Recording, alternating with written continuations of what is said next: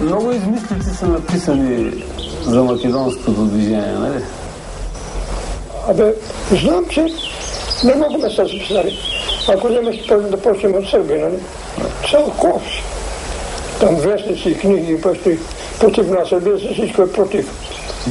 Преди всичко, че няма българи. Че аз фактифицирам, като казвам, че съм българи. Тък ме изкарват сърбин, значи. Сръбско там, според те. И не е едно. До 100 не трябва да ги броиш. По нещо и гърците, но не толкова гърците. Гърците сега им казват на сърбите. Македонците казват. Варварски македонци са българи, казват. Вие кай нарочи с Африка македонска нация. Такава нация няма. Гърците сега днес. Това те са подръжат.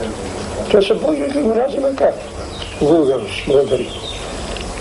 Не ги отричат.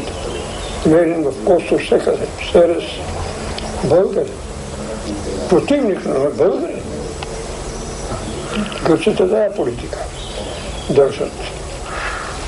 Ама и за ВМРО са написани много небивалици, нали? За ВМРО, откакто съществува. Още от Турско.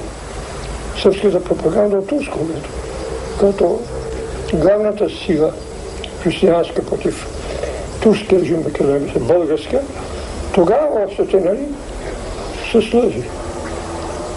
Изкарат народа сръбски и прочие.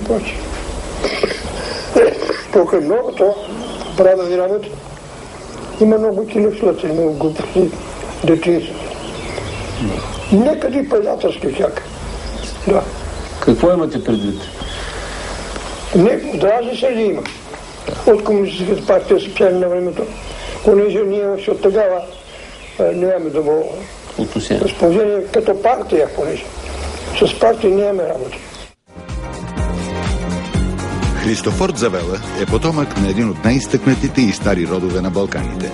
Роден е през 1934 година. Учил